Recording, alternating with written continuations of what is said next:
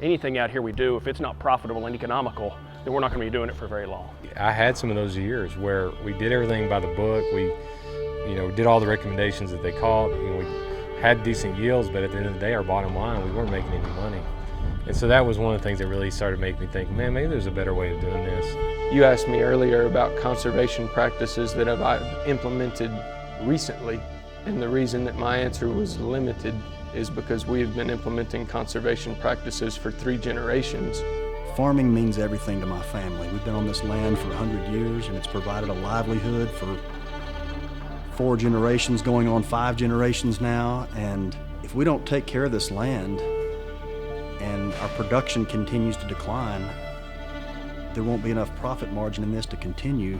Economics was our big driver, but it quickly moved into and saw that not only can they have the economical benefits of this too, but we're seeing massive benefits in less soil, wind, and water erosion. I want this to be sustainable, not just for me, but if one of my children want to farm or whoever farms it after me, that this is sustainable now and into the future, and hopefully I can make it better than I found it. Farmers are the greatest stewards of the land. They are doing everything they can to conserve the soil, to improve the soil, and enhance the longevity of their farming operation for generations to come. One of the major things that we always got to keep focused on is farming for them. Yes, it's a lifestyle, but it's also how they bring food to their table. And so we can never lose sight of how important it is to ensure that all the research and the extension work that we're doing, it's towards improving not only the overall sustainability of the agronomic system, but also a long-term sustainability and the well-being of our farmers. Soil health has really sparked some interest amongst farmers, scientists, and different institutions to really try to capture what is going on in the soil and how different production practices can influence soil health. According to NRCS, the definition of soil health is the continued capacity of a soil to function as a vital living ecosystem that supports plants, animals, and humans. And across the High Plains, I feel like we are challenged with really trying to capture all aspects of those. The way we impact our farmers is highly dependent upon the interaction of our research scientists and our extension personnel. Our research faculty is very, very focused on the science, very focused on trying to really separate some of the differences between products, for example, that are available to the farmer. But then we as extension folks need to pick up that information and translate it into a way that we can communicate directly with our growers. So through our conversations with farmers, they're implementing things such as cover crops, crop rotations, trying to reduce the amount of tillage, the number of tractor passes that they have across the field. And through all of these practices, we are seeing improvements in the soil, not just from a biological standpoint, but also a chemical and a physical. We're seeing improved soil structure, increases in cation exchange capacity, and the ability of that soil to hold on to not just water, but nutrients as well. Compared to other regions of the United States, those changes may be much slower here just because of the harsh environment that we're working. But farmers are doing an excellent job, and we are seeing those changes in soil health. Previous year's rye crop was exceptionally large. That's why there's still so much rye trash left. It was about double this when we planted. A lot of it has broken down, but the rye was about 6 foot tall when it was terminated last spring. And so there's still a good bit of, you can see with the rice, cereal rice straw that's left here on the top of the ground. It's covering a lot of it. And this is the sorghum Sudan, the hay grazer. Maybe some millet here. Here's some millet heads. You can see there's still a little bit of moisture left under the residue here. And you can dig a little bit with your hand. And there's even an earthworm showing up, or a couple of them. We're seeing these because we've stopped tilling the ground. It's when we saw the earthworms start to show back up. And they don't like large temperature swings, and the cover on the top of the ground helps promote a lot of that. Doesn't get real hot, real cool, and so they're able to stay at the top and kind of munch on and eat some of this stuff. That's what's helping us break a lot of this trash down. When we were plowing this ground, we never found any earthworms, and so, I mean, you can find some now, I mean, large for West Texas. I mean, those are some on some of the smaller side, but anyway, it's just amazing the size of worm you can find too, after years of never having any. I mean, growing up as a kid, we never found worms in any of these fields, and so. That's awesome. Yeah, it's really good. My name's Kris Verett. I'm a 4th generation farmer in Crosby County, Texas. Family farms between Rawls and Cone, and my family settled here in 1917. When I was a kid, I remember my great-grandfather still farmed, and so you know, that's what's great about farming, and most of the time it's a multi-generational business. There are some things that my father or my grandfather did in production agriculture that I don't agree with, but I don't blame them, because they were just doing the best job that they knew how to do at that time. My family migrated here from Comanche during the Dust Bowl in the 30s, and we landed in south central Terry County and kind of migrated to the eastern part of the county, and that's where we've stayed.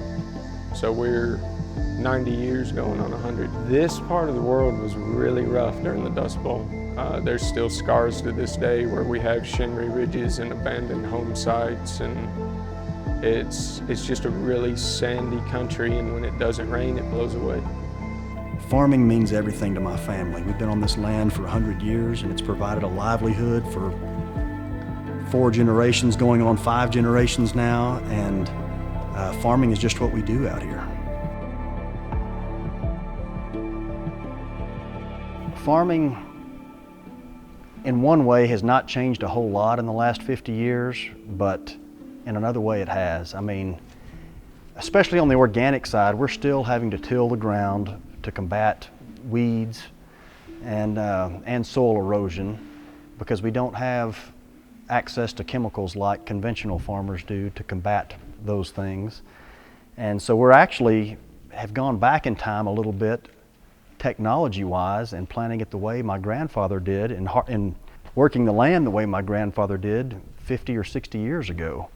My operation is 2/3 dry land and 1/3 irrigated. Very small percentage of that is drip irrigated. The biggest changes predominantly is under irrigation. We've started putting in winter cover.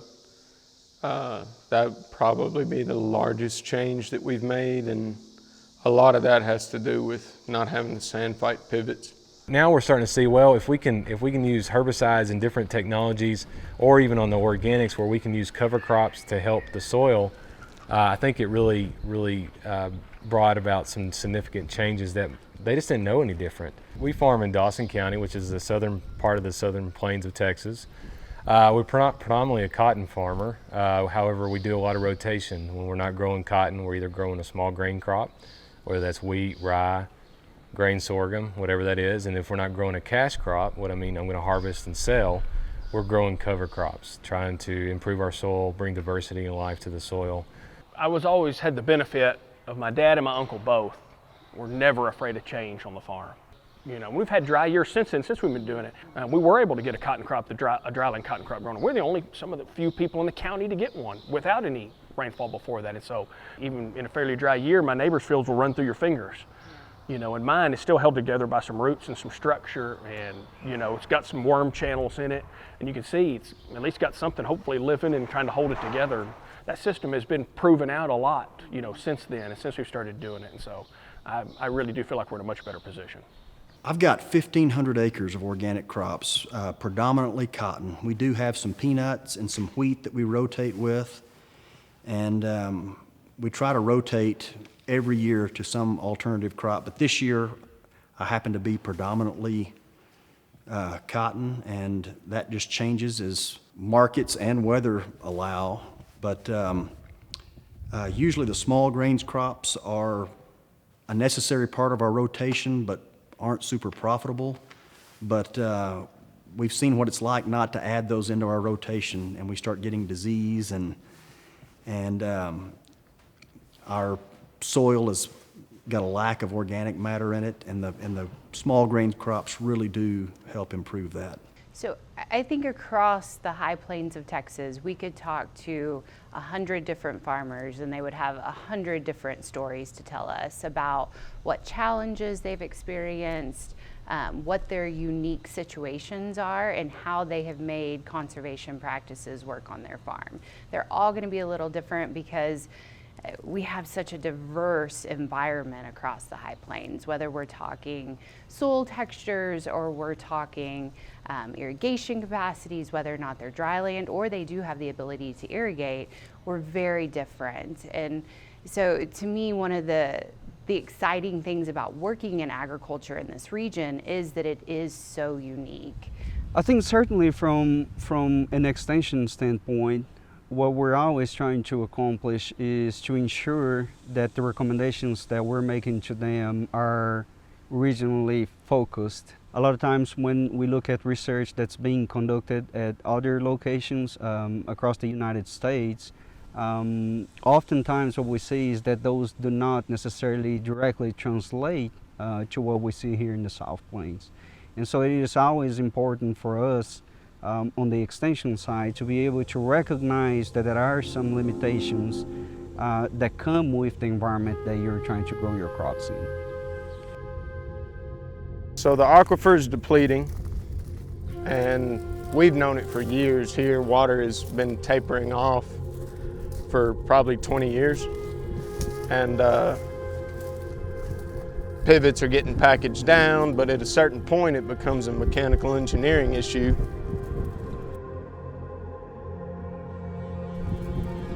If you're running a pivot with 300 gallons, it's a quarter-mile pivot like the one behind us.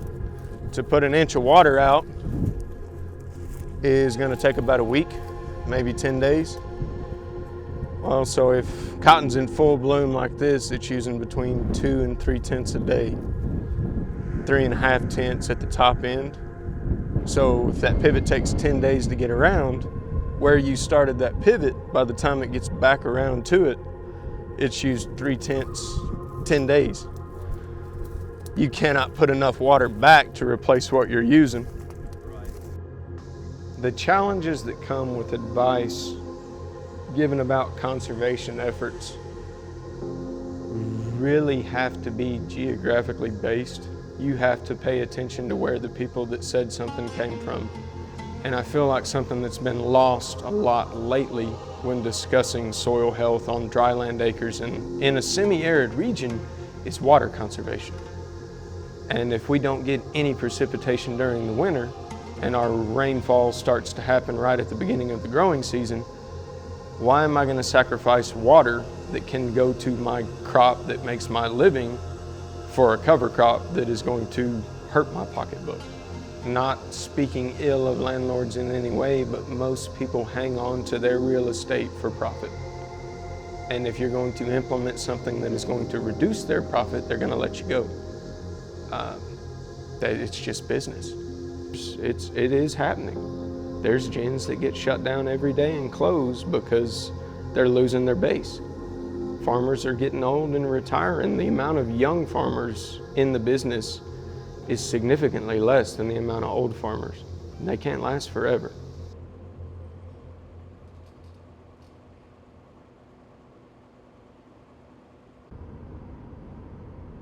I think a lot of times the general public forget that farmers, yeah, we grow crops, yeah, we feed and clothe the world, but we're still business owners too. We've got to make a profit.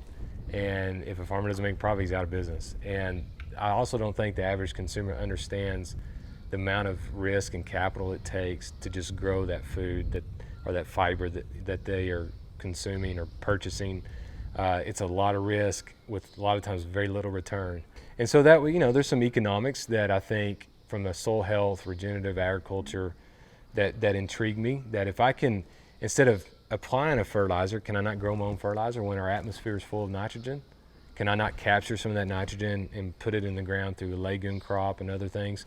And to me, so that's a basic economics. So I'd rather do that than pay the fertilizer company. Not saying I won't completely get away from it, but just trying to decrease our inputs, trying to work with nature instead of against it. I think the risk for not preparing is huge. It's another thing I look at is where You know, we're still mostly irrigated. You know, that's where we depend on. Most of our income comes from the farm, is the irrigated acres carry the load. And we know that's not always going to be there. You know, and I don't think irrigation is going away. It's not going to go away like that tomorrow. It's going to be gradual, and we're going to run out of money to develop the water is what it's going to be. And the farmer's going to have to decide when is it no longer feasible for me to continue to put money in pumps and wells and irrigation systems. And we're all going to be going to limited irrigation and dry land more so is what we're going to. And so I think the risk of not looking at something now is irrigation can cover up a lot of my mistakes that I make with a cover crop or something else going forward, because we've had a bunch of those, and irrigation's bailed me out of a lot of issues. And I don't want to look up one day when we're hauling pivots off and think, well, now it's time for me, I guess, to try something different on this operation. And overnight or within a year, or, you know, you look up and, you know, your 50% irrigation capacity, what you're 4 or 5 years ago, and think, well, I guess it's time to start doing some of this. As I said, it's a process and it's gradual. And so I think we've got to be prepared now.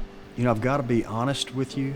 When I first started farming organically, it was purely out of financial gain. I saw higher prices and I thought I can make a profit doing this. But it's funny how I changed after a couple of years, and I could actually see our soil coming back alive without using any kind of commercial fertilizer or pesticides or anything. We're seeing earthworms in our soil, and we've got overall healthier soil on our organic production. And it really is just a peaceful feeling knowing that we're doing what's right for the environment, and that we have a following of people who are really believing in what we are doing and the way of life and the manner in which we're growing these crops, that are willing to purchase our product. It's a lot of fun, and you feel good about growing it. I can't farm the entire world, and I would rather my kids and my grandkids, or even me as I'm older, have some cover on this ground. I dream of a day where when the wind blows in West Texas, the sky doesn't turn brown, because it doesn't have to. You have to be passionate about this. You have to eat, sleep, and dream this. It's about the people that came before me that tended this, and it's about the people that are going to inherit what I do. Every farmer that I know has that mentality. If we're not doing this for later generations, then why are we doing this? I think it's really important that, you know, for me, that's what we spend a lot of time focusing on is the soil. It's the life to what we do. It's a living, breathing ecosystem that we don't even fully understand, and all we see is the results. I mean, if you think you can't do it, you're right, and if you think you can, you're right. And so both of those mindsets are correct out here, because I can assure you it can be done. Everybody's system looks different. It's not going to look just like the Midwest, but it can be done. But somebody's got to make up their mind that that's the direction they want to go. Nothing stays static or the same in anything that we do as we go along, and so farming is no different than that. And so I think we got to continue to evolve if we want to survive in the industry. I just think over time we're learning and growing, and you know, there's just been so much change in production agriculture. It makes it fun. I mean, I feel like some things are changing at a rapid pace, and so it's awesome to be a farmer right now. As researchers, we have to continue to think in the future. We have to figure out what is going to be the best for the environment, but we can't lose track of what's going to be profitable for the farmers. I am a believer that technology will play a very important role in ensuring long-term sustainability of agriculture, and that will also bring in turn an improvement in the well-being of our farmers. So when we think about agriculture and the future of agriculture moving forward, it is very, very clear to me that our farmers are going to have to be increasingly more efficient in the use of resources, especially those that are coming from non-renewable sources. I absolutely love what I do. I know that through the research that we're conducting, we are making changes, positive changes, to the overall sustainability of farming operations on the high plains of Texas.